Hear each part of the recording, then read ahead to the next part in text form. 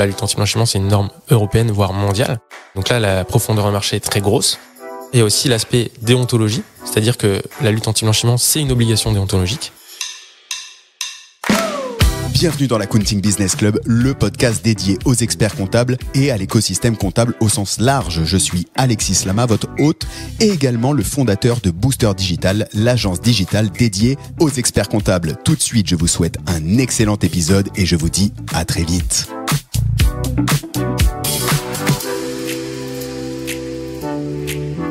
Salut à tous et bienvenue dans ce nouvel épisode de l'Accounting Business Club, le podcast dédié aux experts comptables et à l'écosystème comptable au sens large. Et aujourd'hui, c'est parti, nouvelle année, l'occasion de partir sur de bonnes bases. Et au menu du jour, on va parler à la fois d'entrepreneuriat, de start-up, d'innovation et de lutte anti-blanchiment. Comme ça, on part sur vraiment de bonnes bases sur cette nouvelle année. Et je suis ravi de te recevoir, Clément, aujourd'hui au micro de l'Accounting Business Club. Clément qui, si je te présente en deux mots, je dirais CEO de Quanta, et tu nous présenteras dans cet épisode l'aventure Quanta, ce qu'il en est, comment t'en es arrivé ici, c'est quoi de driver une startup, quel est l'avenir de Quanta aussi. Donc gros menu sur cet épisode. Je suis ravi que tu aies accepté l'invitation. Ça faisait un moment qu'on essayait de se capter, etc. Et au final, pour donner tous les détails, on s'est vu sur le congrès de l'Ordre des experts comptables, d'où l'importance quand même d'aller dans ces événements. Et vous aviez un stand qui était fou en fait. Vraiment d'un point de vue market, je trouve que vous faites des trucs qui sont vraiment parfaits, qui impactent totalement. C'était un casino, l'équivalent de refaire un casino. Donc quand on sait que le sujet adressé par Quanta, c'est la lutte anti-blanchiment, je trouve que le clin d'œil était quand même génial. Et c'était un blackjack, il me semble, ou c'était ça. Et donc voilà, Clément, je suis vraiment ravi de te recevoir aujourd'hui. Je le disais rapidement, mais le plan, voilà, c'est ça. On va revenir un peu genèse de Quanta, entrepreneuriat, lutte anti-blanchiment, tout ça, ça te va le programme?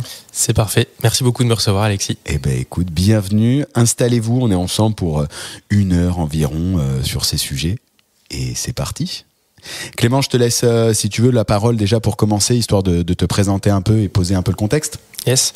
Du coup, je m'appelle Clément Lemarié, j'ai 32 ans. Je suis normand, j'habite à Caen. À la base, moi, je suis développeur. Mais j'ai toujours été passionné d'entrepreneuriat, donc j'ai fait énormément de ce qu'on appelle des startup week-ends. Je pourrais revenir dessus pour expliquer un peu ce que c'est, parce que Quanta est issu d'un startup week-end justement. Ouais, donc c'est important de venir expliquer en effet ce que c'est. Voilà, c'est ça. Et voilà. Et aujourd'hui, je suis CEO de chez Quanta. Le Startup Weekend, ouais, vas-y, commence par expliquer. Il y en a toujours ou pas? Parce que je sais qu'à l'époque, 2018, 2019, tout ça, il y en avait beaucoup un peu partout en France. Il y en a toujours des Startup Weekend? Ouais, des Startup Weekend, en fait, c'est une initiative qui est internationale. Il y en a partout dans le monde. Tous les week-ends, il y en a toujours en parallèle. Après, sur Caen, il y en a plus. Ça, c'est dommage. C'était une très bonne initiative, mais effectivement, ce que tu disais, l'apogée, c'était vraiment 2017 jusqu'à 2020, quoi. Le Covid, je pense qu'il y a quand on était en plein dans la Startup Nation. Voilà, c'était un peu ça. Et justement, moi, en fait, tous les Startup Weekends que j'ai fait, c'était pile à cette période-là. Et en gros, moi, j'ai découvert les Startup Weekends à Saint-Lô, donc petite ville dans la Manche, là où j'ai grandi. Et donc, du coup, j'ai fait mon premier Startup Weekend comme ça, donc en tant que développeur. Donc toi, t'étais développeur dans une boîte ou en free à l'époque? J'ai fait un peu de tout. Moi, j'ai fait du freelance, j'ai fait des CDI. Mais voilà, j'étais vraiment au début, c'était vraiment une passion l'entrepreneuriat. Donc je regardais pas mal de contenu, ce genre de choses. Et quand justement il y a eu le Startup Weekend à Saint-Lô, là je me suis inscrit tout de suite. Et là je suis tombé amoureux du truc parce que ça change vraiment du quotidien. Pour expliquer rapidement ce que c'est. En gros, on est 60 personnes dans une pièce. Sur les 60 personnes, il y a une vingtaine qui viennent pitcher une idée de start-up. Sur les 20 personnes, on en retient 10 idées. Et après, on construit des groupes. Donc, les 60 personnes se construisent des groupes autour des 10 idées. Et après, c'est parti pendant tout un week-end. Donc, on démarre le vendredi soir jusqu'au dimanche soir. Et le but, c'est de faire une start-up le plus rapidement possible, de A à Z. C'est-à-dire que on va aller faire l'étude de marché, on va faire le business plan, on va faire le business model, on va faire un prototype, on va aller valider l'idée dans la rue. Ça, c'est vraiment leur truc aussi, c'est aller dans la rue pour poser des questions, faites votre vraie étude de marché dans la rue, donc aller sur les marchés, tout ça. Et donc c'est vraiment passionnant. Et en plus, derrière, il y a des mentors qui viennent pendant le week-end pour nous challenger, et généralement ils viennent nous dire votre idée elle est vraiment nulle, il faudrait plutôt que vous pivotiez de telle façon. Donc on a vraiment des up and down vraiment pendant tout le week-end. Tu démarres, t'es trop motivé, le samedi soir t'as un mentor qui arrive et qui te dit c'est nul à chier, Désolé si je suis pas. Non, on peut ici. On peut. Et du coup, là, ça fait un gros down parce que c'est juste avant la nuit, donc tu sais que tu vas te taper toute une nuit blanche où tu vas devoir réfléchir à ton idée, pivoter et tout ça. Et après, donc le dimanche, on passe devant un jury qui va élire les 3 meilleures startups et il y a des lots à gagner et tout ça. Mais bon, tu le fais pas vraiment pour les lots, tu fais vraiment pour le concept, quoi, pour l'aventure.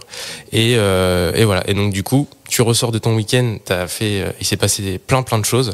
Et donc, forcément, quand tu retournes au taf le lundi, c'est, voilà, ça, l'énergie retombe, on va dire. Et toi, tu débarques dedans, donc, du coup, t'es développeur. C'est ça. Là, tu viens écouter les personnes qui viennent pitcher. C'est ça. Moi, en fait, je n'ai jamais proposé d'idées pendant les startup week-ends. J'ai toujours rejoint des groupes parce que, voilà, j'avais pas forcément d'idées comme ça. Mais par contre, toujours là pour aider les groupes en question. Et voilà. Donc, au fur et à mesure des années, parce que du coup, ce que je faisais, c'était j'en faisais un à Saint-Lô, un à Caen, et j'alternais en fait tous les ans, je faisais les deux, quoi. Et donc du coup, ça, voilà, tu retrouves souvent les mêmes personnes, et donc à la fin, pareil, tu commences à être connu entre guillemets dans le milieu des startup week-ends, juste le milieu des startup week-ends, dans cet écosystème, voilà, en tout cas très local, parce que tu t'investis dedans. C'est exactement ça. Et typiquement, par exemple, mon cofondateur Pierre, qui est CTO chez Quanta, lui, il a même été bénévole pour les startup week-ends, quoi. Donc c'est vraiment un truc qu'on adore. Et donc là, c'est 2017 et arrive 2020. Où on fait un startup week-end à Caen, et donc en fait comment ça s'est passé rapidement. Donc j'arrive, Pierre, il était donc on le fait toujours à deux parce que Pierre, je le connais depuis plusieurs années, presque, ça va faire 15 ans presque maintenant. Non, pas 15 ans, mais au moins 10 ans. Ça fait quelques années. Ouais, voilà. Okay. Et donc, du coup, lui, il était en vacances en Bulgarie, je crois. Et il revenait le vendredi soir. Je lui dis, non, mais Pierre, faut qu'on fasse le startup week-end. On peut pas louper ça. Il était, oh là là, je sais pas trop et tout. Et donc, du coup, moi j'y vais et là il y a Laure Bonamour, donc qui est experte comptable, qui arrive. Elle, c'était son premier startup week-end et elle présente son idée. Donc au début j'ai pas trop compris, comptable machin, les comptables ont des besoins logiciels, je comprenais pas trop. Et par contre ce que j'avais identifié, c'était qu'il y avait un vrai marché derrière. Parce que la plupart des projets dans les startup week-ends, c'est le business model est dur à trouver parce que généralement soit c'est des plateformes de mise en relation, soit c'est des choses où le business model n'est pas évident. Et généralement justement les mentors ils challengent beaucoup sur ça. Là c'était beaucoup plus évident et du coup je me suis dit c'est intéressant, on pourrait peut-être limite même continuer après le startup week-end parce qu'il faut savoir que pardon, je crois qu'il y a que 10% des gens qui continuent après le startup week-end leur startup, et sur les 10% il y en a je sais plus c'est quoi le pourcentage, mais il y en a très peu qui fonctionnent derrière. Ouais, voilà, c'est ça. Il y a l'intention de continuer, après il y a vraiment la réalité, quoi. Ouais, parce qu'à la base tu passes un bon week-end, tu rencontres du monde et tu fais des exercices, en même temps ça te fait réfléchir sur comment monter une boîte, et après t'en as 10% qui poussent le sujet un peu plus loin, et puis après il y en a plus beaucoup en fait qui se créent vraiment et qui vont au bout. C'est exactement ça, ouais. Okay. Et donc là, je me suis dit, bon, là, il y a un vrai marché, donc on peut peut-être y aller même après, quoi. Et donc, je vends le truc à Pierre. Donc, alors, le pitch de Laure, en vrai, je me rappelle plus, mais donc Pierre est venu, au final. Il revient de vacances, il vient quand même. Alors, il est pas revenu le vendredi soir, il est revenu que le samedi matin, parce que bon, fallait qu'il se repose un peu quand même. Ouais. Et là, tu l'appelles, en fait, le vendredi soir, tu lui dis, attends, Pierre, j'ai entendu un truc, ça change. C'est ça. Ouais, parce que toi, en plus, t'as l'expérience à ce moment-là, d'en avoir vu plein, d'en avoir écouté plein. C'était mon 7e startup week-end, je crois. Ok, donc t'es capable de détecter quand il y a une idée un peu. C'est ça, ouais. Un peu différente. Et donc Laure présente un peu son idée. En vrai, moi j'étais pas du tout dans l'expertise comptable, donc je comprenais pas trop ce qu'elle me disait. Et on a quand même fait le startup week-end ensemble. On s'est super bien entendu, l'équipe était top. Pierre est arrivé après. Et en fait, voilà, l'idée c'était de faire un dossier de révision comptable parce que en gros, elle était pas forcément satisfaite des outils qu'elle a à cette époque-là, et donc du coup, elle s'est dit mais pourquoi on peut pas faire la même chose en SaaS, parce qu'elle avait des choses, tu sais, on-premise et tout ça. Et donc nous on fait on s'est dit ok, cycle de diligence, machin bidule. Donc on s'est dit on va faire un Kanban parce que c'est des cycles, machin, on peut faire avancer des cartes. D'où le nom Quanta, qui est une contraction de tableau Kanban et la compta, donc ça fait Quanta. Et le nom a été trouvé pendant le Startup Weekend et on ne l'a jamais changé. Ok. Le logo a un peu évolué, mais il ressemble beaucoup à ce qu'on avait fait à l'époque aussi, pendant le Startup Weekend. Okay. Comme quoi, il sort pas mal de trucs sur un premier week-end. Ah ouais, vraiment. Alors qu'aujourd'hui, la logique n'est plus du tout le même produit. Pas du tout. Okay. C'est ça qui est très drôle. Il y a eu un pivot. Il y a eu un pivot, exactement. Et donc du coup, donc on fait tout le Startup Weekend. Donc au moment du jury, les jurys étaient comme moi. Ils ont rien compris à ce qu'on avait fait. Donc on n'a pas du tout gagné, mais vraiment même dans les derniers, quoi.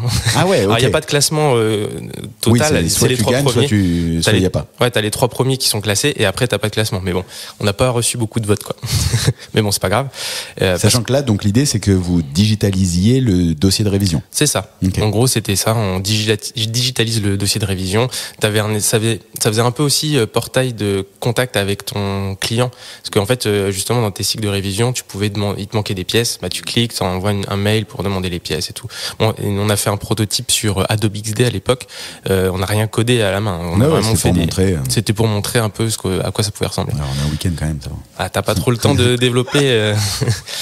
Et donc voilà, mais on gagne pas du tout le Startup Weekend, mais c'est pas grave parce qu'on a passé un super week-end et on décide derrière de rester en contact et on s'est dit vas-y, on continue ce projet-là. Mais avec Pierre à l'époque, on se rendait pas compte du travail que ça demandait parce qu'on connaissait vraiment pas on connaissait pas les dossiers de révision comptable, la comptabilité, la production, on connaissait pas. Donc on se dit non mais vas-y, let's go. Et donc ça c'était en février 2020. Un mois après, Laure nous recontacte et donc elle dit on se re-rencontre, j'ai trouvé des investisseurs potentiels et tout pour le projet. Et là, une semaine après, Emmanuel Macron annonce le confinement et donc là, ça remet tout en cause. C'est-à-dire que les potentiels invests, tout de suite, ça se retire. Et là, on est en mode il n'y a plus rien. Et là, Laure nous dit, mais c'est pas grave, on va juste faire quelque chose de beaucoup moins ambitieux.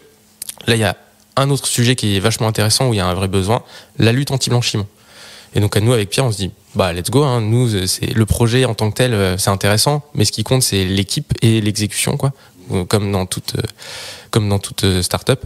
Et donc nous on se dit peu importe le projet, on y va parce que l'équipe est là, on s'entendait bien et puis on pensait que ça allait bien marcher. Donc le confinement commence et là sur notre temps libre on développe, on fait les premiers prototypes de Quanta. Donc Pierre et moi, pour expliquer, on est développeurs tous les deux, on travaillait dans la même boîte et donc on a pendant le confinement on avait notre CDI et sur notre temps libre on faisait Quanta. Donc là c'est en mars. Donc voilà, donc on fait les deux. Vient la fin du confinement et là on se dit on a un premier prototype, c'est cool. Qu'est-ce qu'on en fait ? Donc on n'a pas du tout fait les choses dans le bon ordre parce que normalement t'es pas censé faire un prototype avant d'avoir validé ton marché et tout ça. Mais nous on faisait 100% confiance à Laure. Laure, on pourrait faire un petit topo. En fait, elle a son cabinet à Caen. Elle est élue à la commission numérique en Normandie. Donc voilà, elle a quand même. Elle connaît le sujet. Elle connaît bien le sujet. Elle est à la fois en cabinet, à la fois elle voit ce qui se passe en côté numérique. C'est exactement ça. Donc elle a un peu les insights de qu'est-ce qui sort et voilà, parce que la commission numérique ça aide quand même pas mal. Et donc on lui fait 100% confiance. Ce qu'on fait par contre, c'est une fois qu'on a fini de créer le prototype, on va voir l'ordre en gros pour leur dire, alors l'ordre ne peut pas tamponner, dire ça c'est un outil ordre, mais par contre auditer pour savoir si ça correspond bien à la norme qui a été faite, ça c'est important. Donc du coup justement donc ils nous font un premier, alors c'est pas vraiment un audit mais voilà, en gros on échange et il nous dit changer 2-3 trucs, on les change et là après hop c'était bon. Donc là en gros à partir de là on se dit là on peut y aller. Donc avec Pierre on décide de démissionner. Ouais, j'imagine. On démissionne et donc même pas une rupture quoi. C'est on y va, on y croit. C'est ça. Okay. Non mais ouais et puis en gros à l'époque je crois que ça a un peu changé maintenant mais en gros pendant 3 mois ou 2 ou 3 mois t'as pas de chômage donc il fallait qu'on ait des économies mais on en avait et après en fait quand tu lances ta boîte tu peux avoir le droit au chômage quand même. Démission, création. C'est ça. Okay. Ouais, en fait, on a fait un truc comme ça, ce qui fait que Pôle Emploi, en fait, il te donne ton chômage. Alors, t'as 2 choix. Soit tu prends tout l'argent et tu le mets dans ta boîte, soit tu perçois ton chômage. Voilà. Et nous, on a préféré ça parce que c'est plus. On n'avait pas non plus trop d'épargne, quoi. Donc du coup, on part là-dessus. Donc all-in quand même, c'est-à-dire que tu fais un début de produit plus loin qu'un MVP et tu le montres à l'ordre pour dire est-ce que ça correspond bien, ça peut répondre à la demande. L'ordre te dit modifie ça, mais pourquoi pas. Et c'est là, all-in tous les deux. Et pour le coup, l'ordre, eux, ils sont juste analysés. Il n'y a pas de tampon. Non, ils ont dit ok, ça, il y a ça correspond. En fait, ce que tu délivres là, ça correspond bien à la norme qu'on a créée. Ok. Exactement. Après, all-in, oui et non, parce que justement, Pierre et moi, comme je l'ai dit, l'entrepreneuriat, c'était notre but. À un moment donné, on voulait faire ça. C'est-à-dire que même avant Quanta, avec Pierre, on a testé des trucs. Alors, un peu honteux. On a essayé le dropshipping, forcément. Allez, il y est allé. Dropshipping et le titre du podcast, ça va être du dropshipping à la lutte anti-blanchiment. Alors là, oula, tu peux faire ça, mais je déconne. Mais du coup, donc quand même très entrepreneur. Donc du coup, c'est la all-in, mais tu vois le truc, t'as un marché. On a essayé aussi de créer des petits produits à droite à gauche et tout. Jamais en faisant all-in, mais là on avait un vrai truc quoi, avec un associé et tout ça. Donc on se lance en commercialisation en janvier 2021. Et janvier 2021, on se dit bon, ça va se vendre tout seul. Les SaaS, voilà, nous quand on veut un outil, on va sur le site, on clique sur acheter et on achète quoi. Sauf que du coup, le marché de l'expertise comptable n'a rien à voir avec le marché des développeurs qui sont habitués à être très autonomes. Là, ça se vend pas tout seul. Mais voilà, nous on n'y connaît rien. Donc les premiers mois sont difficiles. Donc on avait 2 alternantes en plus qui faisaient le travail. Sauf que le problème c'est que il y a personne pour les manager parce que nous on est développeurs. Elles sont alternantes en commercial marketing, mais personne au-dessus pour les manager parce que nous on n'y connaît rien. Donc ça c'était difficile aussi. Donc à un moment donné, on s'est dit bon, il faut qu'on professionnalise cette partie-là, et c'est là que Simon entre en jeu. Donc Simon, qui est notre 4e associé, qui est directeur commercial et qui a mis tous les process commerciaux en place chez Quanta. Donc il est arrivé en avril 2021. Et là, ça a vraiment changé énormément de choses. C'est-à-dire que lui, avec son expérience, il avait fait quoi d'ailleurs avant Alors Simon, lui, il a un parcours. Alors on va dire atypique, oui et non. Il a commencé comme vendeur dans des magasins. Voilà, ça c'est vraiment le tout début de sa carrière. Et au bout d'un moment, il s'est dit j'aimerais passer à l'étape au-dessus. Donc il a repris des études. Et après, il a été commercial itinérant. Il vendait de la bière dans les supermarchés. Donc ça, il a bien kiffé. Et après, il a voulu changer et il est devenu justement commercial externalisé pour des startups. Donc il avait une expérience start-up avant Quanta. Et donc en fait, il faisait moitié temps sur une start-up, moitié temps sur une autre. Donc du coup, en avril, il fait la moitié de son temps sur Quanta. D'accord. Ah, c'est comme ça que tu le rencontres au début. Il est sales externalisé. Voilà, chez il est prestat chez nous en gros. Ok. Et donc il a 2 startups en même temps. Et là, il a mis en place tous les process commerciaux. Donc il nous a montré comment faire de la chasse, comment construire une base de prospection et tout ça. Après, au début, on faisait des démos un peu comme ça et on disait à nos clients, enfin à nos prospects, allez-y, créez votre compte, testez Quanta.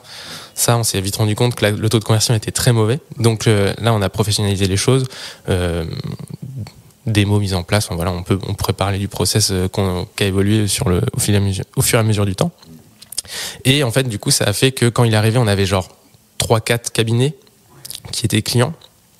Et à la fin de l'année, donc 2021, on est passé plutôt à 78-80 clients, quoi. D'accord. Donc, gros step. Donc effet positif, bravo. Exactement. Ouais. Et donc après, comment ça s'est passé? Donc pendant ce temps-là, Pierre et moi on développait. Quand Simon est arrivé, moi j'ai arrêté de développer, où je faisais beaucoup moins de développement, et je suis passé avec lui, où en gros je faisais les démos avec lui. Après, on s'est séparé le travail. Lui, il faisait les démos. Moi, je faisais les mises en place dans les cabinets parce que très vite, on a structuré pour assurer le taux de conversion, entre guillemets. Ouais, pour être sûr que tu fais la démo, tu closes. Et ensuite, pour être sûr que le client sonboard et utilise l'outil, toi, tu t'assures qu'il est là et tu prends par la main. C'est ça, parce qu'en gros, la lutte anti-blanchiment, c'est quand même un sujet qui est, t'as pas envie de le faire. Un cabinet, la lutte anti-blanchiment, quand t'écoutes, tu leur dis qu'est-ce que vous faites pour la lutte anti-blanchiment, qu'est-ce que vous en pensez? À chaque fois, les réactions, c'est oh là là, m'en parlez pas de la lutte anti-blanchiment, c'est vraiment c'est pas ce que je préfère faire. Ouais, c'est pas la partie intéressante. C'est ça. Moi, je préfère être avec mes clients, quoi, parce qu'en plus, la lutte anti-blanchiment, je peux pas la facturer à mon client, parce que c'est un truc que je dois faire, c'est une obligation. Et voilà, si je dis à mon client, je vous facture la petite ligne lutte anti-blanchiment, ça n'existe pas, ça. Donc, du coup, c'est très dur d'onboarder des gens sur un outil comme ça, parce que ils le remettent à plus tard le plus possible. Ah, tu veux dire que si toi, tu leur prends pas la main sur ça, ils vont te dire ouais je te prends, mais en fait ils te prennent jamais. Et c'est pour ça que vous insistez pour faire l'onboarding. D'accord. C'est exactement ça. En gros, et puis c'est même pas une question juste de pour nous, c'est aussi pour eux, parce qu'en fait le fait qu'on les accompagne, ça les oblige aussi eux à travailler sur ce sujet-là. Et en fait ils se rendent compte que finalement ça devient aussi une opportunité, parce que tu peux détecter des choses que tu n'avais pas forcément détectées avant avec ton client, parce que tu as mis ton process en place. Nous, Quentin, comme on automatise pas mal de choses, tu peux te rendre compte de certaines choses que ton client t'a pas dit. Et comme donc, quoi, par exemple ? Typiquement, tu peux avoir un associé qui n'a que, tu vois, tu récupères le registre des bénéficiaires effectifs avec Quentin, et tu vois dans le RBE, il y a un associé en plus, mon client n'en a pas parlé. C'est qui cette personne ? Et en fait, tu vois, c'est quelqu'un qui vient d'un pays à risque et tout ça, un Russe par exemple, au hasard. Par exemple. Et là, tu dis ok, donc là, mon client n'a pas été très transparent avec moi. Tu peux découvrir ce genre de choses, tu vois. Et donc, finalement, ça devient une opportunité pour faire attention et sécuriser ton cabinet, quoi. Et donc du coup, pour revenir sur l'onboarding, on a très vite structuré cette partie-là, parce que les clients en ont besoin de cette partie-là, qu'on les accompagne sur leur process pour que ils se sentent accompagnés vraiment à 100% et qu'ils soient pas lâchés dans la nature. C'est-à-dire que même nous maintenant, on s'assure que les collabs utilisent bien l'outil. C'est-à-dire que pas toutes les semaines, mais on fait des rendez-vous de suivi réguliers pour s'assurer que le nombre des dossiers qui passent de l'état brouillon à l'état j'ai validé ma lutte anti-blanchiment avance bien, quoi. D'accord, parce que quand tu prends Quentin, en gros, tu dois le mettre sur tous tes dossiers. Exactement. D'accord. Pour faire un petit topo du coup sur la lutte anti-blanchiment, parce que c'est. Et après, on va faire des parallèles entre. Ok, on va le faire comme ça. Du coup, on va faire des topos sur ça, et puis on va refaire le parallèle avec l'entrepreneuriat, parce que ce que tu disais, j'ai envie de le faire rapidement. Là, pour le coup, le parallèle avec un cabinet d'expertise comptable qui lui aussi doit parfois mettre en place des outils pour ses clients, et donc cette logique que tu as décrite de nécessité de faire un onboarding pour que ton client l'utilise, ça peut se faire le parallèle. Si je te donne X ou Y outils de pré-compta, tiens, viens, je t'onboard en tant que client pour te montrer comment ça marche pour que tu l'utilises. C'est exactement ça, et surtout qu'il y a de plus en plus d'enjeux par rapport à ça, parce que là, si on écoute les derniers podcasts que tu as fait, la plupart des outils, c'est ça aussi dont il parle. C'est il y a l'enjeu de la facture électronique par exemple, faut onboarder tous les clients avant une certaine date. Ça va être un gros enjeu aussi. Donc oui, c'est vrai qu'on peut faire le parallèle. Et donc du coup, pour faire un topo sur la lutte anti-blanchiment, en gros, c'est une norme internationale. T'as un organisme qui s'appelle le GAFI qui émet des règles que doit faire un pays pour lutter contre le blanchiment d'argent. Donc c'est des règles, qui sont établies. Ensuite, eux, ils viennent auditer les pays pour savoir si les règles sont bien mises en place ou pas. Et derrière, ils donnent une note au pays. Et ceux qui ne respectent pas ces règles-là, en gros, elles font partie de listes. Donc tu as la liste noire, tu as la liste grise, en gros, du GAFI. Et donc ça te dit, tel pays, il lutte bien contre le blanchiment d'argent, tel pays ne lutte pas bien pour le blanchiment d'argent. Donc ça, c'est ça donne une note. Voilà.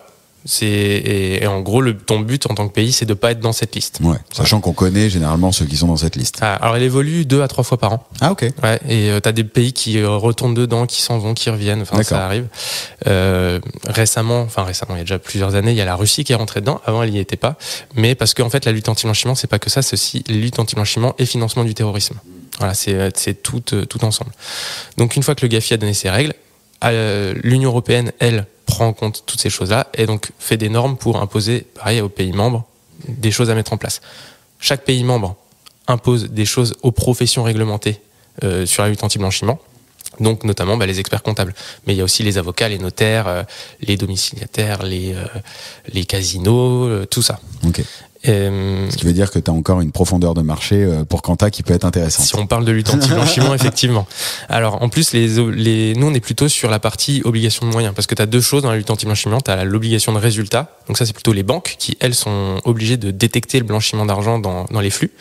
Et tu as les experts comptables qui ont plutôt des obligations de moyens, donc c'est-à-dire ils doivent mettre un process en place dans leur cabinet, mais sans obligation de résultat. C'est-à-dire que s'il y a du blanchiment d'argent, mais tu as prouvé que tu as mis en place tout un process et que tu as fait des actions pour essayer de le détecter, mais tu l'as pas détecté, D'accord, t'es blanchi.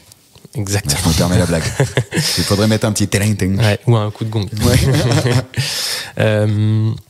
Donc voilà, donc tu as la France qui met en place des choses, et après donc au niveau de l'ordre, eux ils ont pris toute la norme et ils l'ont appliquée. Ils ont créé leur propre norme qui s'appelle la NPLab, qui est là pour adapter toute cette partie-là au métier d'expert comptable.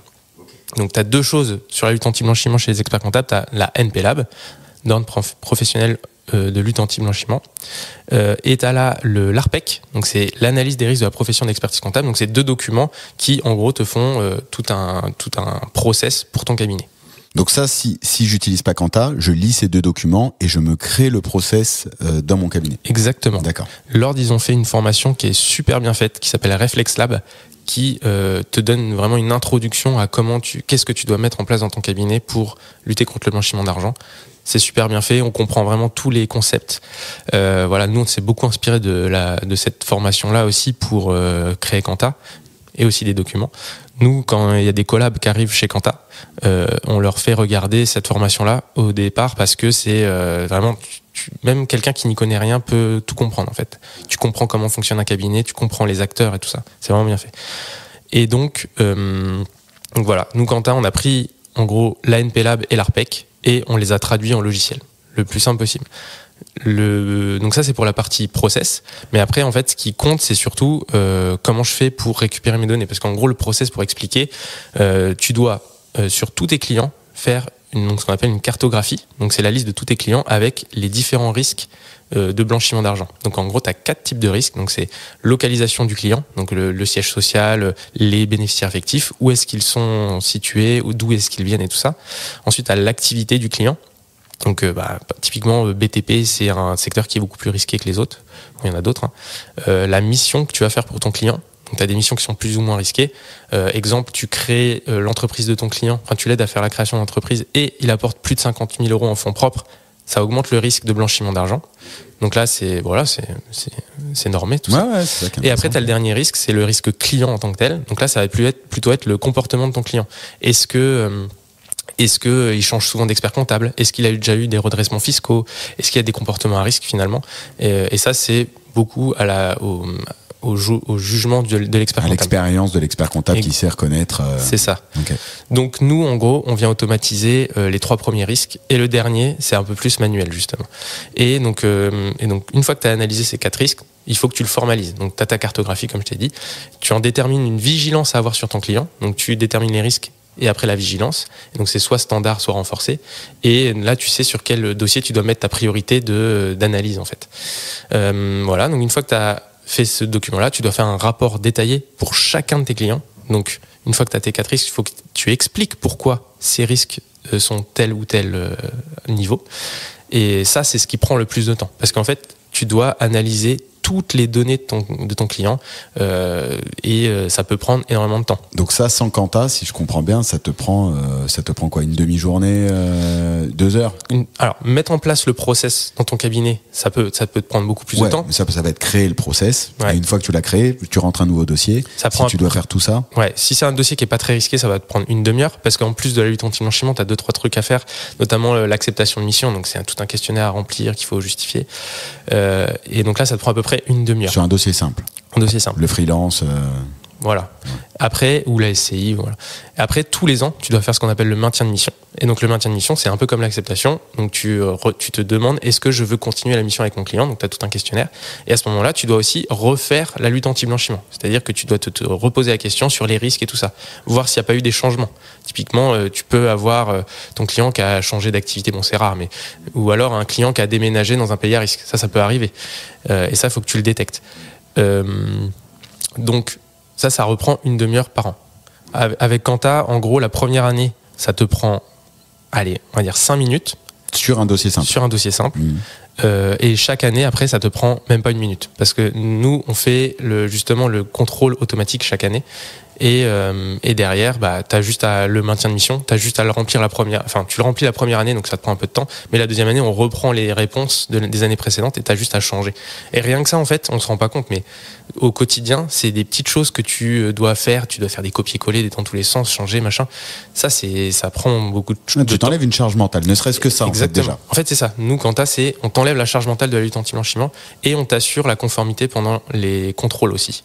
C'est-à-dire que quand tu as un dossier qui n'est pas complet, sur Quanta, tu le vois direct, tu as ton petit point d'exclamation pour dire attention, sur tel dossier, il manque la pièce d'identité, tout ça. Mais parce que ça, c'est quelque chose que j'ai pas dit. Tu dois récupérer les pièces d'identité de tous tes clients bénéficiaires effectifs, quoi. Ouais, en théorie, de tous les bénéficiaires effectifs. C'est ça. Donc, quelqu'un que tu ne vois jamais, tu es censé avoir sa pièce d'identité aussi. Donc ça peut être complexe à récupérer. Ouais, ça peut être un petit point de friction quand tu as un nouveau client, tu l'onboard et il y a X ou Y qui est en bénéficiaire effectif. Ok, intéressant. Donc du coup, en fait, toutes ces choses-là, c'est des choses qui prennent du temps, charge mentale, comme tu l'as dit. Et le but de Quanta, c'est d'automatiser tout ça. Donc en fait, nous, ce qu'on a fait, c'est avec un simple numéro de tirette, tu viens automatiser 80% de tout ce process-là. Plus on te crée le process à ta place. C'est-à-dire que tu prends Quanta, le process il est déjà créé. Et tu as juste à suivre le workflow que nous, on a mis en place, quoi. Donc en termes de charge mentale et en termes d'automatisation et en termes de c'est bon, je suis libre, on va dire, ça coche toutes les cases, quoi. Et combien de temps, donc sur un petit dossier, c'est une demi-heure par an, sur un dossier moyen un dossier qui est plus risqué, donc nous on va te détecter automatiquement les risques. Donc par exemple, tu mets le numéro de tirette d'un de tes clients, tu te rends compte que ton client il a son pays de naissance, c'est un pays à risque. Donc là, ok, tu vas peut-être devoir mettre des choses complémentaires. Le pays de naissance du. Ouais. Ah ouais. Le risque localisation, c'est la résidence, le pays de naissance et la nationalité. D'accord. Et donc si l'un des trois est risqué, ton risque localisation en entier devient risqué. Alors, pas de panique. Dans la norme, c'est bien écrit que c'est l'expert comptable qui a le dernier mot. C'est-à-dire que tu peux dire, ok, la norme dit que la localisation doit être risquée, mais en fait, je peux venir, moi, en tant qu'expert comptable, décider de moduler à la baisse pour dire non, mais en fait, ce client-là, je le connais très bien, machin bidule. En fait, il est peut-être né en Russie, mais il est arrivé en France à l'âge de 6 ans, il a aucun contact. Voilà, tu peux venir faire des justifications comme ça. C'est jamais vraiment, mais. Voilà, mais en tout cas, tu montres que tu as fait une démarche d'enquête, entre guillemets. On fait une pause dans cet épisode pour parler de développement de cabinet. Vous connaissez Booster Digital ? C'est l'agence experte qui accompagne les dirigeants experts comptables dans la croissance de leurs entreprises et déjà depuis plus de 6 ans. Stratégie de cabinet, pricing, création de l'identité visuelle, création du site web, animation des réseaux sociaux et développement commercial, on le fait et on le fait bien. Déjà plus de 45 cabinets satisfaits.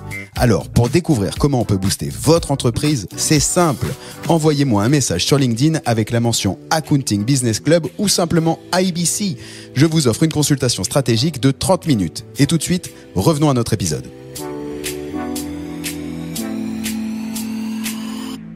Je reviens à Quanta, on est en 2021, vous êtes quoi du coup? Vous êtes 3, 4 du coup et 2 alternants. Ouais, c'est ça. Et 70 clients. Exactement, ouais. Okay. 70 clients. Ça, c'est le topo. Donc ça, La machine est lancée. Fin 2021, on fait ça. Donc à ce moment-là, on se dit, bon, qu'est-ce qu'on fait? Donc là, on se dit, on va faire les start-upers, on va lever des fonds. Et donc, on se dit, bon, voilà, on lever des fonds, on regarde notre besoin de financement et tout. On avait besoin de 400 000 euros en tout. Et là, on se dit, on va faire du dilutif, non dilutif. Hein, voilà. Quand tu lèves des fonds, tu fais comme ça. Et donc là, on voulait lever en dilutif 130 000 euros. Donc, on va voir des business angels. Et donc, à la fin de nos pitchs et tout ça, il y a un business angel qui vient nous voir et qui nous dit, en fait, les gars, 130 000 euros, en vrai, vous n'avez pas besoin de nous. 130 000 euros, vous recrutez des commerciaux. Et c'est parti, quoi. Ouais, vous les faites. Vous les faites, c'est rapide. Et donc, nous, on se dit, bon, bah, ok, on va suivre ce conseil-là. Donc, on dit non à la levée de fonds et on recrute des commerciaux. Donc, on en recrute 4, si mes souvenirs sont bons. Donc, tu as autant de commerciaux à ce moment-là que de... C'est ça. Okay. Et pareil, alors, ce que j'ai pas précisé, en 2020, on est aussi rentré à l'incubateur Normandie Incubation. Super important de se faire accompagner. En fait, c'était top parce que justement aussi l'un des conseils qu'on nous a donné là-bas, c'était faites attention, vous êtes très produits parce que vous êtes des techs. Le commercial, c'est très très important et il faut pas que vous négligiez cette partie-là, quoi.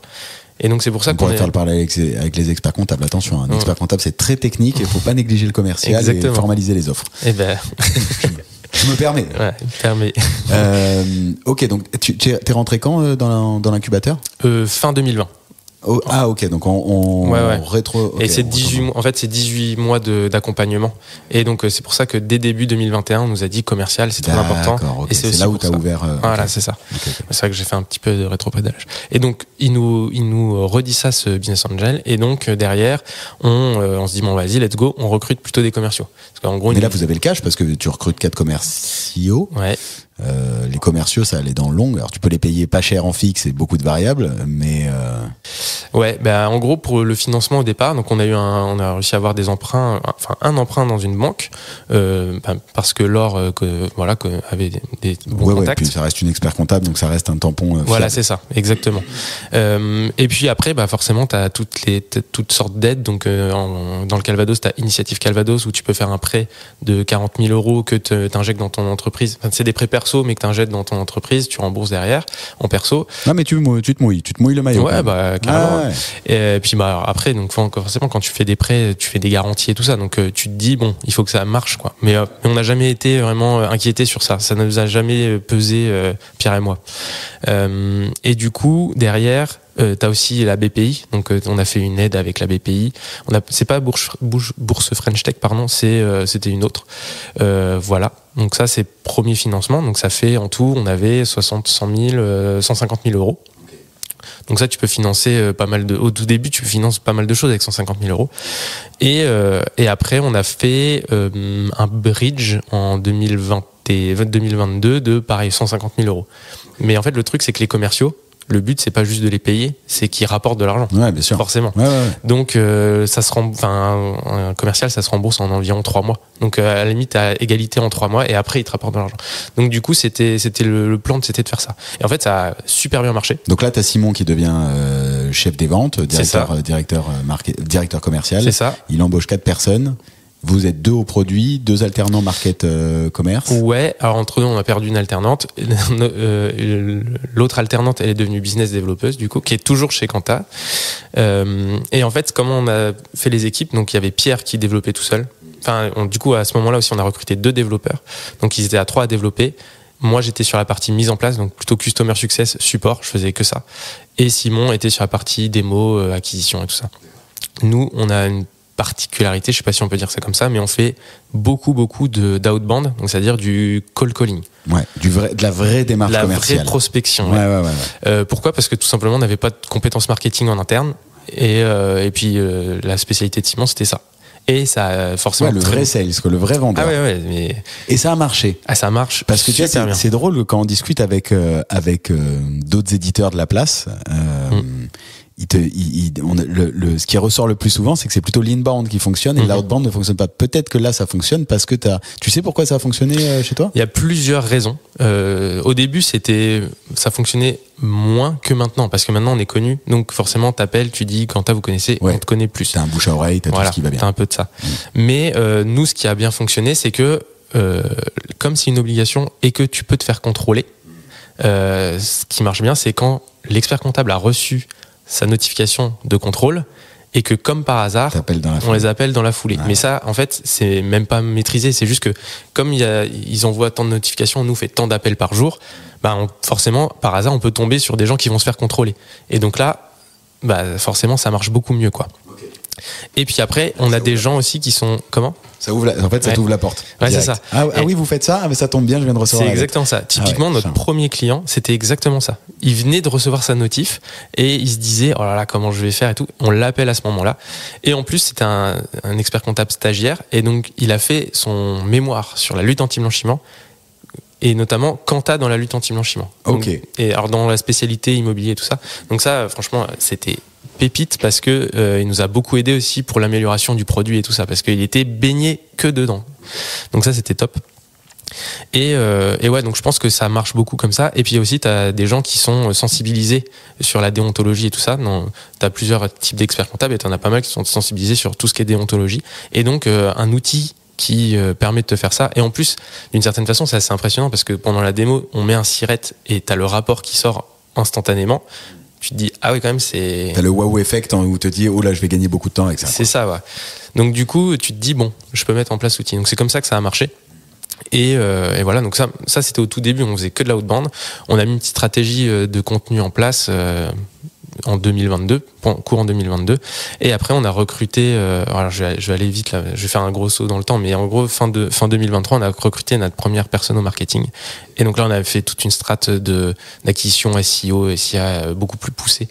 Mais là, t'as été trop vite. Parce que je veux ok, on va revenir après sur l'aspect market. Mais du coup, 2022, comment ça se passe? C'est quoi le trend? Eh ben, du coup, 2022, c'est là où on a recruté les premières personnes. C'est là aussi, donc on a plus de développeurs, donc on améliore, on va dire, la plateforme, parce qu'au début, le but, c'était juste de faire des rapports de lutte anti-blanchiment. Mais après, les besoins d'un cabinet, il n'y a pas que ça. Il faut que je puisse analyser mes dossiers, savoir mon taux de complétion de mes dossiers, tout ça. Donc, tu as tout un aspect tout autour de ton produit que tu dois mettre en place, que tu fais pas au début parce que c'est pas prio. Donc, on améliore le produit de cette façon-là. Et on finit l'année à 280 clients. Donc, on a fait plus 200 clients en un an. Et c'était aussi l'année de notre premier congrès. D'accord. Parce que, donc 2022, c'était lequel? C'était à Paris. Ok. Ouais, c'était à Paris. Ouais, je vois. C'était, je sais plus. Si, c'était au porte de Versailles et en haut, au dernier étage. C'est ça, ouais. Et du coup, là, on était dans la start zone. Alors, ce qui était drôle, c'est que on était genre 6. Tu vois, la start zone, les stands, ils sont minuscules. On était 6. C'est des plots, quoi, la start zone. Ça. Et donc, on était 6 sur notre petit stand et ça a vraiment super bien marché, franchement. Je sais plus combien on a fait de leads à ce moment-là, mais voilà, ça a très bien marché. Et donc ça, on finit l'année 2022 et fin 2022, on se dit également bon, on va lever des fonds. Ouais, ça y est. Qu'est-ce qu'on fait maintenant? Là, c'est quoi vraiment notre stratégie? Où est-ce qu'on veut aller, quoi? On va pas juste continuer à faire de la lutte anti-blanchiment comme ça parce que à un moment donné, on va avoir fait tout le scope de features possibles et alors qu'il y a beaucoup d'autres choses à faire dans le même domaine, quoi. Et donc justement, on parlait tout à l'heure, il y a plusieurs choses possibles. Donc soit on reste focus lutte anti-blanchiment et là on ouvre à d'autres professions réglementées, et donc en France mais aussi en Europe, parce que ce qu'on a dit tout à l'heure, c'est que la lutte anti-blanchiment c'est une norme européenne voire mondiale, donc là la profondeur de marché est très très grosse. Ou alors il y a aussi l'aspect déontologie, c'est-à-dire que la lutte anti-blanchiment c'est une obligation déontologique. Chez les experts comptables, il y a plein d'obligations déontologiques qui sont là aussi pendant le contrôle qualité, c'est-à-dire que le contrôle qualité est là pour vérifier que tous tes process sont bien mis en place dans le cabinet, au niveau de la déontologie. Donc voilà, il y a ces deux choix-là. Et en fait, nous, on se dit, on peut faire les deux. C'est-à-dire qu'on a une expertise du anti-blanchiment, on voit qu'on a un petit peu de traction sur d'autres professions, donc allons-y. Et d'un autre côté, on a plein de clients qui nous demandent des nouvelles fonctionnalités, notamment, alors là, le truc qui revenait tout le temps, c'était « Et du coup, il est où le bouton pour faire ma lettre de mission ?» Ça, c'était tout le temps. Et en plus, derrière, je vais t'expliquer pourquoi on allait là-dessus. Mais voilà, donc en fait, on avait les deux possibilités. Donc nous, c'est ce qu'on a vendu pendant qu'on levait des fonds à notre fonds d'investissement. Et donc voilà. Donc fin 2022, tu as 300 clients grosso modo, voilà. Et là tu te dis ça y est, je vais lever des fonds. C'est ça. Parce qu'on va changer en fait on va ouvrir de nouveaux services. C'est ça. En gros, on s'est dit bon, c'est quoi notre vision chez Cantac? Où est-ce qu'on veut aller? Et donc nous, en gros, si je te donne la vision de ce qu'on veut faire sur 10-15 ans, c'est être l'outil de déontologie des professions réglementées en France et en Europe. Donc c'est un scope ultra large. Et voilà, donc il faut bien commencer par quelque chose. Donc du coup, la profession expert comptable, surtout en France, c'est l'une des plus structurées en termes de normes et tout ça. Donc c'est le meilleur terrain de jeu. Ouais, c'est-à-dire que qui peut le plus peut le moins, quoi. Si tu réussis ici, tu vas pouvoir aller en Espagne, tu vas pouvoir aller en Italie, etc. Et ils ont beaucoup d'avance par rapport aux autres professions réglementées sur tout ce qui est contrôle, sur toutes ces choses-là, quoi. Là, je parle juste des professions réglementées. Je parle pas des banques et tout ça qui ont. Là, c'est une autre strat. Combien vous levez du coup? C'est quoi le process? Alors du coup on décide en 2022 fin 2022 de lever et en gros le process ça prend tout de suite 1 an, quoi. Ah ouais? C'est très long parce que du moment où tu décides de lever, alors pareil là il y a des choses à apprendre, on n'a pas forcément fait les choses dans le bon ordre. Logiquement je l'ai appris après, pour lever des fonds tu fais pas ça, tu rencontres des fonds, alors que tu n'as même pas encore envie de lever des fonds, pour te présenter, pour expliquer ce que tu fais, machin bidule. Comme ça, au moins, les fonds te connaissent. Une fois que tu as fait ça, du coup, le jour où tu veux lever, c'est beaucoup plus rapide. D'ailleurs, il y a un très bel article de Alan sur leur blog qui explique comment ils ont levé je sais plus combien de millions en 10 jours. Très intéressant. Et justement, c'est dans cet article-là que j'ai appris la technique. Et voilà. Donc, du coup, en fait, nous, on n'a pas fait ça. On a décidé de lever des fonds et on a cherché après à ce moment-là. Donc, du coup, tu te retrouves à un moment donné où tu te dis, bon, mon cash, il commence à descendre. Du coup, comment on fait? Voilà. Donc, tu as d'autres problèmes qui arrivent. C'est pour ça qu'il vaut mieux anticiper. Parce que mine de rien, tu as du staff. Ouais. Et puis là, fin 2022, on se dit, bon, on va lever des fonds, mais il faut qu'on recrute encore des gens parce que typiquement, on commence à avoir beaucoup de clients, donc il faut recruter des customer success. On veut aussi accélérer sur l'acquisition, donc il faut qu'on recrute aussi des business développeurs. Ils sont que 3 développeurs tech. Du coup, il faut répondre à la demande de nos clients, donc il faut aussi scaler cette partie-là. Donc c'est pour ça la nécessité aussi de lever des fonds. Donc ça prend 1 an, donc il y a plein de choses qui se passent. T'as des due diligence, voilà, faut répondre à plein de choses. Et donc finalement, on lève des fonds août 2023. Donc du coup, tu vois, on a décidé de lever des fonds genre en septembre 2022, et on a l'argent sur le compte entre guillemets qu'en août 2023. Donc il s'est passé pas mal de temps. Et donc là, je t'ai fait tout un flash forward, on va dire, mais c'est pas grave. En gros, ça continue de façon oui, linéaire. tu continues de développer. Voilà, de toute façon, tu as mis en place, j'imagine, les machines qu'on reconnaît dans certains livres de croissance, de type predictable revenue ou des trucs comme ça. Ça sonne bien les bonnes méthodes. C'est ça. Et du coup, donc ça croît. Voilà, ça croît. Et donc là, la levée de fonds se conclut. Et on arrive donc septembre 2023 et c'est là où on commence le recrutement.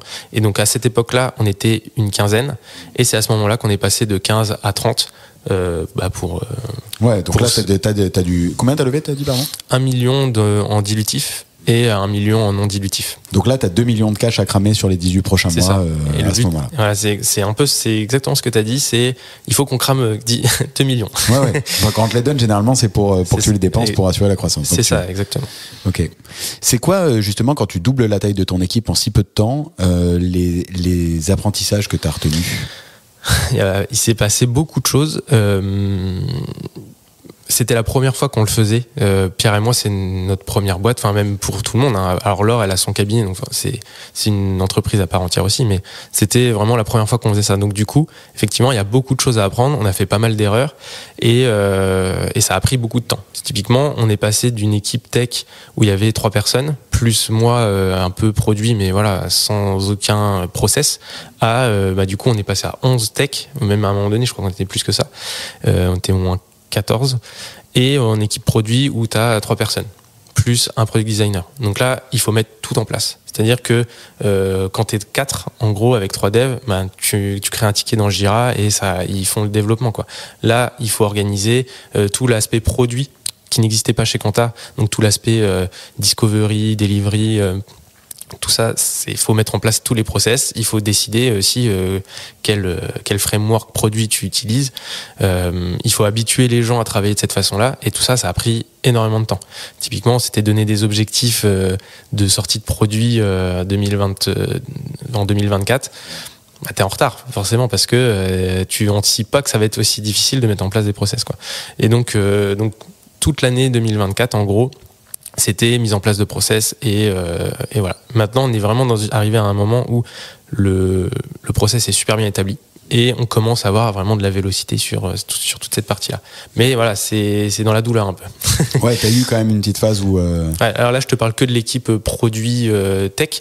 Côté business, c'était différent parce que en fait, c'est le premier truc qu'on a scalé. Donc du coup, ils étaient déjà, même si on a augmenté le nombre de personnes, finalement, ça a super bien fonctionné quand même parce que on avait les process qui étaient déjà là et puis voilà. Donc on a juste continué. Simon, quand il est arrivé, il t'a baqué d'une certaine manière pour que l'équipe puisse grossir, quoi. C'est ça, et puis ça évolue au fur et à mesure du temps. Mais effectivement, ouais, le process de démo mise en place, c'est vraiment le truc qu'on a le plus travaillé dès le début, en fait. Donc c'est pour ça que c'était plus facile à scaler cette partie. Voilà. Et donc il y a l'équipe market qui arrive à ce moment-là. Donc là, pareil, une nouveauté, mais bon, on a pris des gens super autonomes. Donc ça a super bien marché dès le début, quoi. Comment t'attires des talents, du coup, parce que mine de rien, quand tu recrutes, quand aujourd'hui vous êtes 30 à Caen, comment t'attires des talents dans un secteur, je parle pas de l'expertise comptable, je vais faire le combo expertise comptable plus lab. Comment t'arrives à attirer des talents dans un secteur pas si sexy? C'est une bonne question parce que je pense que les gens, la lutte anti-blanchiment, ça reste secondaire pour eux. Mais c'est vrai qu'on pourrait se demander pourquoi tu veux aller te mettre dans un secteur comme ça. Je pense que les gens, ce qui les attire, surtout à Caen, c'est l'esprit start-up. C'est-à-dire que nous, on joue beaucoup sur cet esprit Startup Nation, tout ça. Dans nos offres, on parle Startup Nation. Ouais. Et justement, pendant un baby-foot où il y a un baby-foot où on est hébergé, mais tu vois, c'est marrant parce qu'on n'utilise pas trop tous ces trucs-là. Tu vois. Mais bon. C'est l'image, mais en fait, au final, oui, voilà. Mais ouais, même pendant les entretiens, moi, je dis, on utilise beaucoup d'anglicisme Startup Nation. J'espère que ça te dérange pas trop. Et voilà, si les gens ça leur plaît, ils viennent, quoi. Et je pense qu'à Caen, l'image qu'on a, en fait, Caen, c'est beaucoup plus petit que Paris, donc du coup, c'est beaucoup plus connu. Enfin, t'as une boîte un peu en croissance, sympa. Voilà. Et ça oublie la lutte anti-blanchiment et ça oublie l'expertise comptable et tu dis je rejoins une aventure. C'est exactement ça. Du coup, tu as donné ta vision où tu dis ok, tu vas au-delà de l'expertise comptable et tu vas au-delà de la lutte anti-blanchiment pour aller sur tout le sujet conformité, quoi. C'est exactement ça. Et donc, eux, ils sont plutôt attirés par l'esprit entrepreneurial et l'esprit aventure que par le sujet en tant que tel, quoi. C'est plutôt quand tu regardes les offres et les missions qu'on propose, c'est des choses que tu peux retrouver sur des offres de start-up à Paris et donc du coup c'est à Caen, donc du coup ça t'attire. Enfin, moi j'analyse ça comme ça. Ok. T'as le confort de vie de Caen et l'aventure excitante de la croissance et tout ce qui bouge et les opportunités de changement de poste tous les 6 mois que tu retrouves dans certaines boîtes à Paris, quoi. Et typiquement on a plusieurs personnes qui viennent de Paris et qui sont arrivés à Caen justement avec l'effet Covid et tout ça et qui sont très contents de pouvoir rejoindre une start-up aussi à Caen tout en étant de base parisien, quoi. Ok, je vois que le temps file, c'est fou. On est au moment où on enregistre, on est fin 2024. Il y a eu donc ce congrès qui a bien fonctionné. C'est quoi la suite pour toi déjà? C'est quoi, parce que c'est des questions qui m'ont été posées par les membres de la Accounting Business Club. C'est quoi les développements à venir pour Quentin? Alors ouais, du coup pour continuer, donc on a levé des fonds et là on arrive, on va dire fin 2024. Nous, notre objectif, forcément, il se précise. C'est-à-dire qu'on voulait aller sur des professions réglementées, la lutte anti-blanchiment. On a fait notre analyse de marché, étude de marché. On s'est rendu compte que les autres professions réglementées n'étaient pas encore forcément matures autant que les experts comptables sur le sujet. Donc, voilà, on a décidé de ne pas aller dans cette direction pour le moment. Alors que niveau expertise comptable et déontologie, il y a beaucoup plus d'opportunités. Et donc tout à l'heure je te parlais de où est la mallette de mission. En fait, quand on a commencé à faire notre discovery, donc là je te parle product, quand on a commencé à faire notre discovery sur ça, on s'est rendu compte que en plus des demandes clients, on avait des comportements entre guillemets sur notre appli de détournement de features. C'est-à-dire que on avait des clients qui utilisaient le mode brouillon de Quanta. Alors le mode brouillon sur Quanta, normalement c'est juste pour te dire je t'importe ton portefeuille et le temps que tu le retraites et que tu le valides, t'es en mode brouillon, quoi. Mais on avait des clients qui utilisaient le mode brouillon comme CRM. C'est-à-dire que quand il y avait un nouveau client qui arrivait, il le mettait dans Quanta pour checker la lutte anti-blanchiment, en gros les risques, et une fois qu'il décidait de le prendre, ok, je le valide. Et donc on a vu plusieurs qui faisaient ça, on s'est dit putain, mais c'est marrant ça, pourquoi ils font ça? Et donc en fait quand tu creuses vraiment, tu vois qu'il y a un vrai point de douleur sur ça.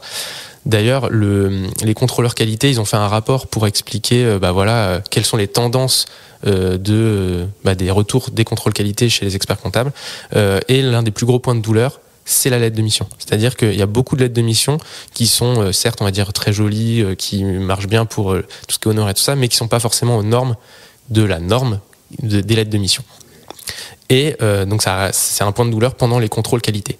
Donc vraiment, tout s'est aligné pour dire en fait nos clients, ils ont ce besoin-là de début de relation d'affaires parce qu'il y a des points de douleur et en plus ça correspond vraiment pile poil avec ce qu'on est en train de faire, la lutte anti-blanchiment que tu dois faire en début de relation d'affaires. Donc en fait Voilà pourquoi on va vers cette porte-là, qui est la gestion de la relation client et notamment des lettres de mission. En gros, Quanta, il faut se dire que nous, on n'est pas là pour faire la mission comme un outil de prod ou ce genre de choses, mais on est là plutôt pour aider sur tout ce qui est avant mission et après mission. Donc c'est tout ce qu'il y a autour du cœur de métier d'expert comptable, qui est généralement fait sur des fichiers Excel, ou alors qui est fait dans des outils à droite à gauche qui communiquent pas forcément entre eux.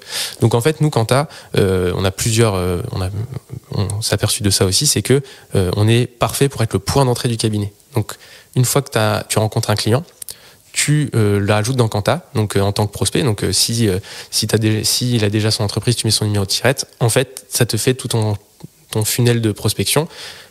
Et en plus, ça fait ta lutte anti-blanchiment en même temps. Donc, tu crées ta lettre de mission. Ta lettre de mission est déjà est signée. Ta lutte anti-blanchiment est déjà faite. T'as pas besoin de refaire du travail parce qu'en fait, tout est connecté en fait.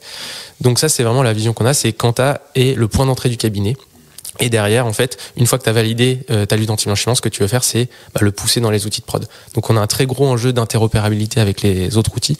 Donc, 2024, ça a été un gros travail aussi de créer une structure pour pouvoir accueillir des interopérabilités. Et là, début 2025, ça va être, 2025 même, ça va être l'enjeu de nous connecter avec le plus d'outils possible pour que, une fois que tu as signé ta lettre de mission sur Quanta et que tu as fait ta lutte anti-blanchiment, que tu n'aies pas à ressaisir les informations dans tous tes logiciels. Parce que ça, c'est un vrai point de douleur des cabinets aussi. C'est-à-dire qu'on a pas mal de clients qui nous disent « Ah, mais ça fait un outil en plus, Quanta ». Et donc ça, c'est un enjeu qu'il faut répondre, quoi. Oui, mais c'est pas grave que ce soit un outil en plus. En fait, on vient remplacer tes fichiers Excel. Donc, c'est pas vraiment un outil en plus. Et derrière, ça va propager toutes les données dans tes logiciels. En fait, tu le mets une fois dans Quanta à l'entrée et puis après, ça va se diffuser partout. C'est ça. Ok. Fin 2024, vous avez combien de clients ? Là, on vient de passer, cette semaine, on vient de dépasser les 1000 clients. Donc 1000 cabinets accompagnés sur Quanta, chez Quanta. Donc vraiment, la semaine dernière on n'était pas à 1000, là on est à 1000. Vous avez fait la fête au moins pour fêter ça, même pas. J'étais même pas à Caen. Ah ouais. J'étais à Paris. Le moment où s'est passé le 1000. Ouais, j'étais pas là. Mais du coup, mais c'est vrai qu'on n'a pas fêté. Voilà. Mais je pense que nous on fait des team building régulièrement parce que c'est important. On en a un qui est prévu en décembre. On va faire la fête à ce moment-là.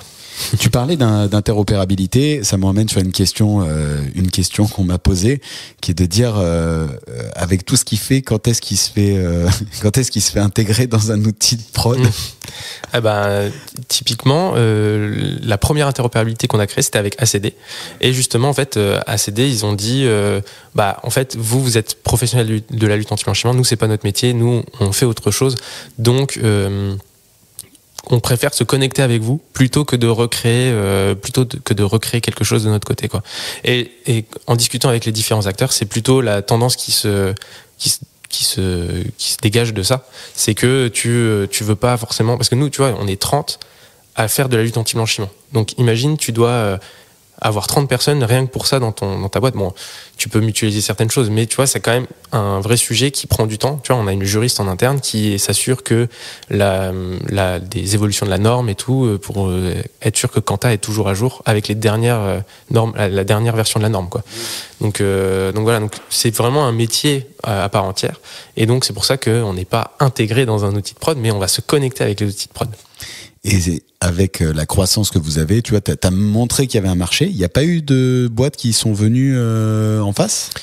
Dans certains outils, tu as un module lutte anti-blanchiment, mais généralement, ça se cantonne seulement à prendre le fichier Excel fourni par l'ordre et le mettre dedans. Typiquement, dans ACD, c'est ça. Tu vois, dans ACD, tu as l'outil, voilà. Dans PennyLane, c'est pareil, tu as le fichier lutte anti-blanchiment de l'ordre. Mais c'est pas suffisant parce qu'en fait, en plus, il y a eu une mise à jour de la norme. Tu dois générer des documents en plus. Tu dois aller chercher des données.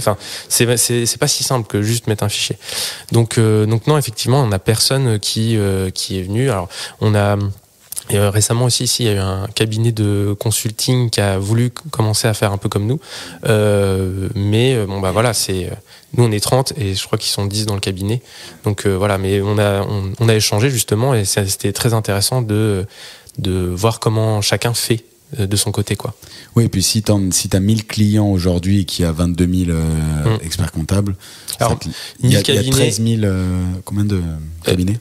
Alors des cabinets, il y en a autant que des experts comptables. C'est ça qui est drôle parce que typiquement mon associé elle a 2 cabinets. Oui. Mais voilà, en gros faut se dire il y a 22 000 experts comptables. Des experts comptables indépendants il y en a 17 000 à peu près. Nous c'est plutôt ça notre cible. Quand je dis on a 1000 clients, en fait, c'est 1000 cabinets et nous, on a 1,5 experts comptables par cabinet, environ. Entre 1,5 et 1,6. Donc, tu vois, on a entre 1500 et 1600 experts comptables sur Quanta. Ok. Voilà. Donc, Next Step Quanta 2025, c'est développement de la lettre de mission. C'est ça. Partie CRM, quoi. Mais CRM. Alors, le développement est déjà en cours de tout ça. Donc, d'ailleurs, on va lancer la phase de bêta en janvier. Sur tout ce qui est lettre de mission, parcours, funnel CRM. Ok. Voilà. Je serais curieux de le voir. Franchement, pour carrément, si tu veux, je vais te montrer. Et derrière, en fait, le truc, c'est que la déontologie, c'est pas que ces 2 choses-là. En fait, il y a tout un tas de choses. Il y a tout le contrôle qualité. Et en gros, la vision de Quanta sur ça, c'est de dire, tu reçois ta notification de contrôle, le contrôleur arrive, tu ouvres Quanta et tu cliques sur « Je me fais contrôler ». Et là, tu as tous tes points de contrôle qui sont formalisés et comme ça, l'expert comptable, enfin le contrôleur, pardon, il a juste à regarder à tel endroit et ça fait le bon lien au bon endroit. Ça a pris la bonne connexion avec le bon logiciel pour te ramener les infos à tel endroit dans Quanta. Comme ça, en fait, tu as un endroit qui est centralisé pour toute la déontologie de ton cabinet. Quanta, ça va être l'outil de déontologie de ton cabinet pour gérer tout ce qui est hors mission de l'expert comptable. Le marché des éditeurs en ce moment est en feu. Tu me vois venir. Tu vois, j'ai attendu la fin. Tu vois, je me suis dit, attends, est-ce qu'il est à l'aise? Est-ce que je peux l'amener? Le marché est en feu. Ton téléphone doit sonner tous les jours. Il sonne régulièrement. C'est quoi la suite? T'as des conversations? Il y a pas de... Parce que là, si t'as levé, il te reste encore un peu de cash? Ouais, en gros, nous, pour Quanta, alors oui, il reste un peu de cash, mais nous, l'année prochaine, Quanta, justement, le but, c'est pas de rester à 30 personnes. On veut forcément grossir. On veut pas faire comme on fait actuellement, c'est-à-dire on fait un sujet à la fois. On aimerait un peu paralléliser les sujets. Donc, l'année prochaine, le but, ça va être de doubler notre taille d'équipe pour vraiment aller... faire le contrôle qualité, quoi. Vraiment, on veut faire notre vision le plus rapidement possible. Donc, l'année prochaine, le Quanta, ça va être x2 sur le nombre de gens. Donc, pareil en termes de croissance, de modules et tout ça. Donc, le but, ça va être de potentiellement proposer même d'autres modules chez Quanta. Voilà. Après, donc, comment on le fait? Donc, c'est soit on lève des fonds. Il y a plein de façons de financer toute cette croissance. Ouais. Affaire à suivre, quoi. Affaire à suivre. En gros, je peux préparer la photo qu'on va faire après et je vais avoir 2 posts, à mon avis, en 2025 pour dire. Tu pourras choisir celui que tu veux. Mine de rien, tu vois, avec tout ce qu'on a dit là, toute cette aventure et en même temps ton expérience des Startup Weekend, comment toi tu continues de progresser et commençons par ça, ouais. Comment tu continues de progresser? Alors pour progresser, moi j'ai un peu de mal à lire. C'est-à-dire que généralement moi je lis juste avant de dormir et je m'endors systématiquement. Donc j'ai un peu de mal à lire. Mais par contre j'écoute énormément de podcasts. C'est-à-dire que je vais au travail à pied. Donc forcément t'écoutes des podcasts. Voilà. Donc j'écoute notamment Accounting Business Club, mais j'écoute aussi Génération Do It Yourself, c'est super. Il y a un super podcast produit qui s'appelle Clé de voûte. C'est même quand on n'est pas produit. Alors, il y a des choses un peu techniques, mais typiquement récemment il a commencé à inviter des CEO de boîtes, pas seulement des gens au produit. C'est super intéressant. Moi j'adore. Clé de voûte, ok. Clé de voûte de Timothée Frein. Un autre podcast que j'écoute, c'est La Galère. La Galère, c'est une pépite en termes d'apprentissage et tout ça. C'est des CEO qui ont eu des galères et qui viennent le raconter pendant le podcast. Donc, voilà, t'as de tout. Hein. Je crois qu'il y a Doctolib qui est passé, Arthur de Penny Lane. Enfin voilà, il y en a plein beaucoup d'apprentissage sur ça. Moi, je suis très orienté SaaS, entrepreneuriat, mais surtout SaaS. Il y a pas mal de comptes LinkedIn aussi qui sont cool, plutôt en anglais, qui t'expliquent un peu comment piloter ton SaaS. Ça, c'est des super apprentissages aussi. Voilà, voilà à peu près comment moi je progresse, c'est comme ça sur des podcasts surtout. Comment, parce qu'on arrive sur la fin, mais ça m'intéresse vraiment de savoir comment ton rôle il a changé. T'étais dev à la base, maintenant t'es CEO. C'est quoi les étapes du changement? Ouais, c'est vrai que je sais pas si c'est original, mais en tout cas c'est comme ça que ça s'est fait. Ça s'est fait vraiment naturellement. C'est-à-dire que en gros, quand on développait avec Pierre, on n'a pas la même vision de comment on doit développer les choses. Moi, je suis beaucoup plus en mode il faut prendre notre temps, il faut mettre de la qualité, tout ça. Et Pierre, il est plutôt en mode non, mais il faut aller vite. Et en fait, quand tu fais une start-up, c'est Pierre qui a raison. Moi, c'était pas la bonne vision que j'avais. Donc du coup, ce qui s'est passé, c'est que à un moment donné, on a dit bon, bah Pierre, tu décides de tous les développements et j'exécute ce que tu me dis de faire. Quand Simon est arrivé, donc du coup, je me suis retiré beaucoup plus du dev et j'ai fait toute la partie sales avec Simon. Donc moi, plutôt la partie mise en place. Et en fait, au fur et à mesure où on s'est structuré, ça s'est vraiment fait naturellement, où moi j'étais vraiment le lien entre la partie commerciale et la partie tech, donc plutôt produit. Et c'est comme ça qu'en fait je suis devenu CEO. C'est vraiment parce que il fallait quelqu'un à ce moment-là qui était dans la position dans laquelle j'étais, donc c'est-à-dire produit, le lien. Voilà. Et pourquoi ce n'est pas Laure qui est CEO? C'est parce qu'en fait Laure, elle est experte comptable, elle a gardé son cabinet et son but c'est vraiment d'avoir son cabinet. Quanta, pour elle, c'est en fait elle voulait faire un logiciel pour l'aider dans son métier d'expert comptable. À la base, pour elle. Voilà, c'est ça. En fait, c'est très... Elle voulait développer son outil, et puis au final... C'est ça. Et il s'est jamais posé la question de, ok, elle vous rejoint à 100%? Non, parce qu'en fait, elle a toujours voulu être experte comptable. Donc au début, elle était à 20%. Maintenant, elle est à 50% parce que forcément, on a plus de besoins, même niveau métier et tout ça, parce que c'est quand même... il faut connaître le métier, quoi. Donc voilà. Donc c'est pour ça, en fait, ça s'est vraiment fait naturellement. Et au final, bah, ça marche plutôt bien. Le fait d'avoir quelqu'un qui soit un peu dans les deux visions, business et tech, produit. C'est toi aussi du coup qui t'occupe de toute la partie RH. Tu me disais en amont que tu as un RAF. Ouais, c'est lui. C'est lui qui s'occupe de la partie RH. Alors, toute la partie recrutement, en fait, c'est le pôle qui veut recruter, qui s'occupe de faire l'annonce, qui s'occupe de prévoir les entretiens et tout ça. Mais après, pour toute la partie administrative, oui, c'est le RAF. Mais voilà, c'est chaque pôle qui gère ses recrutements, en fait. Ok. Voilà. Impec. Est-ce que tu vois des choses à ajouter?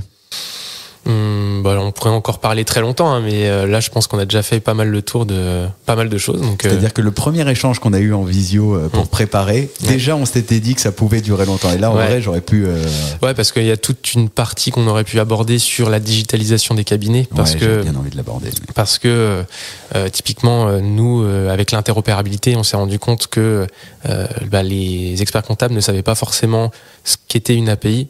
Le mot API sort beaucoup dans la bouche des experts comptables, dans les webinaires, dans les formations, ce genre de choses. Mais quand on concrètement ce qu'est une API et qu'est-ce qu'on peut faire avec, c'est pas forcément maîtrisé, mais en même temps c'est normal, c'est très technique. Et puis voilà. Donc, tout ça, c'est l'enjeu du cabinet en fait. C'est moi, je veux connecter mes outils les uns avec les autres. Quelles sont toutes les manières de le faire? Est-ce que c'est pas mieux que je maîtrise cette compétence en interne, mes connexions à moi, plutôt que ce soit les outils qui se connectent eux-mêmes, parce que en fait, ils vont choisir un process qui ne correspond pas forcément à ce que moi j'attends. Typiquement, moi, je suis un cabinet. Quanta a décidé de se connecter avec ACD ou Pennylane de telle façon, donc quand je clique sur ajouter un client, ça l'ajoute directement dans ACD. Ah ben non, mais moi en fait c'est pas ça mon process. Moi j'aimerais plutôt d'abord faire toute la partie prospection et une fois que c'est fini, ça l'envoie dans ACD. Ah bah oui, mais ça je peux pas le maîtriser parce que Quanta et ACD ont décidé que... Alors ça c'est un exemple un peu basique, mais c'est ça. Et typiquement aussi, il y a tout un aspect de feedback, c'est-à-dire que tu as une connexion qui se fait, donc tu vas avoir peut-être une notification dans l'application Quanta et dans l'application ACD, très bien. Mais en fait, toi, ce que tu utilises au quotidien, c'est Teams. Tu vois, tu es sur Teams avec tous tes collabs, et toi, ce que tu veux, c'est plutôt quand tel collab ajoute un client dans tel truc, tu veux avoir la notif tout de suite, genre bonjour, tel collaborateur vous a fait une demande de validation dans Quanta, voulez-vous la valider? Et c'est dans Teams, parce que c'est ton outil de quotidien. Et donc ça voudrait dire que chaque outil doit faire toutes les interopérabilités possibles avec tous les outils dans tous les sens. Donc ça devient très complexe. Alors que, par exemple, Quanta, ou même n'importe quel maintenant, les outils modernes, les éditeurs modernes, ils proposent une API publique. Et en fait, une API publique, ça permet vraiment de requêter telle donnée à tel moment, dans tel contexte, comme on le souhaite. Et donc, pour moi, c'est important que les cabinets puissent un peu, monter en compétence sur cette partie-là pour comprendre un peu les flux de données entre les outils et qu'est-ce qu'on est capable de faire avec ces choses-là. Et voilà. Et après, maîtriser soi-même son process et le mettre soi-même en place. Et donc, je pense que c'est... alors, tout le monde n'est pas forcément capable d'apprendre toute cette partie-là. Quoique la compta, je trouve, c'est quelque chose de très compliqué. Et dans un autre domaine, donc le niveau tech, les API, c'est aussi compliqué, mais il n'y a rien d'inabordable en fait. Il y a une logique qui se tient en fait. C'est ça. En fait, la porte d'entrée est un peu dure, mais une fois qu'on a compris le concept, ça peut être facilement maîtrisable en fait. Donc du coup, moi, je pense qu'il y a un gros enjeu sur ça chez les cabinets, c'est en plus de la facture électronique, en plus de l'intelligence artificielle et tout ça, mais avant même tout ça, pour moi, il y a maîtriser le sujet de l'API, quoi. C'est ça, la digitalisation de son cabinet, ça passe aussi par maîtriser les flux de données entre mes outils, quoi, et maîtriser les API, qui pour moi n'est pas forcément une énorme marche. C'est pour moi la bonne direction d'abord. Par contre, on pourrait commencer si on voulait checker un peu la base d'API. Tu as un contenu, une vidéo YouTube Oui, j'ai pour moi l'un des meilleurs youtubeurs dans toute cette partie-là, donc c'est tout ce qui est no-code, automatisation, tout ça, c'est Shubham Sharma sur YouTube, qui est juste le très bon vulgarisateur, qui explique très très bien les choses. Et une très bonne formation no-code. Ouais, c'est ça. Donc nous, chez Quanta, on est très très friand d'automatisation. On utilise make.com, qui est déjà il est pas cher, et en plus on peut faire énormément de choses avec, qui permet de connecter les outils. La problématique, c'est que les outils de compta sont pour l'instant pas encore dessus. Je crois qu'il y a Dext et Pennylane, peut-être il y a Time aussi maintenant, qui ont leur petite bulle dans make.com. Ce qui est cool, c'est que même s'il n'y a pas le module dedans, on peut quand même faire des choses soi-même. Donc voilà, donc Shubham Sharma sur YouTube pour l'introduction au no-code et aux API, c'est le top. Go, on met ça en référence. Donc je note la digitalisation 2025, lorsque tu auras eu tout ça, on revient, okay. On refait un épisode digitalisation et la suite de Quanta. Très bien, on fera ça. Où est-ce qu'on peut te contacter ? Eh bien sur LinkedIn, on te met le LinkedIn dans la description, voilà, et tu réponds. LinkedIn. Voilà, je préfère plutôt LinkedIn que par mail, parce que mail ça peut vite partir, alors que LinkedIn au moins tu le vois quand il va, quoi. Voilà, c'est ça. Impec. Merci beaucoup Clément. Eh ben avec grand plaisir, merci beaucoup pour ton invitation. Écoute, c'était une joie. Il y a vraiment il y aurait vraiment des trucs à creuser, tu vois, parce que dans le parallèle de tout ce que tu viens de raconter, c'est pour ça que je suis resté vraiment sur cette histoire. Je pense que ton expérience d'entreprise en croissance avec cette logique, tu vois, cette logique produit-service, comment on-board, il y a beaucoup de parallèles qu'on peut faire avec un cabinet d'expertise comptable. Ouais. Et les deux, ce qui colle avec la digitalisation, sont main dans la main aujourd'hui. Donc j'espère que les auditeurs se sont régalés et arriveront à faire le parallèle entre ce que tu as dit et comment ils peuvent le mettre en place au cabinet, avec, tu vois, la logique de poste de Customer Success Management, c'est ça. Manager. Mais ça je pense qu'aussi c'est des postes qui vont arriver demain. En tout cas, voilà, j'ai pris encore un vrai plaisir à enregistrer cet épisode. Merci d'être venu au bureau et d'avoir bravé les bouchons parisiens pour ça. Si l'épisode vous a plu, vous savez ce qu'il vous reste à faire. Vous le partagez au plus grand nombre, comme ça il y a un max de monde qui fait évoluer le cabinet. Pour tester Quanta, vous y allez, vous avez le code promo. Non, je déconne. Ah, pas prévenu comme ça. La case code promo n'existe même pas sur Quanta. Donc. Ah là là. Non, je déconne, mais vous savez ce qu'il vous reste à faire, en tout cas pour tout ce qui est. Et si vous êtes au CJEC, vous avez une promo. Si vous êtes au CJEC, donc n'hésitez pas à contacter sur le site, réserver une démo. Voilà. Et dans tous les cas, c'est vrai que je suis aussi ravi de te recevoir, parce que dans les clients de l'Accounting Business Club, dans les membres de l'Accounting Business Club, il y a toujours eu des bons retours sur Quanta, donc c'est un vrai plaisir de pouvoir partager. J'ai hâte de suivre la suite. Je pense qu'il va se bouger des choses en 2025, et même l'évolution du produit et tout, la concentration du marché. Donc ça va être passionnant. Je vous souhaite à toutes et tous une bonne fin de ce que vous êtes en train de faire, et je vous dis à très vite pour un nouvel épisode. Ciao.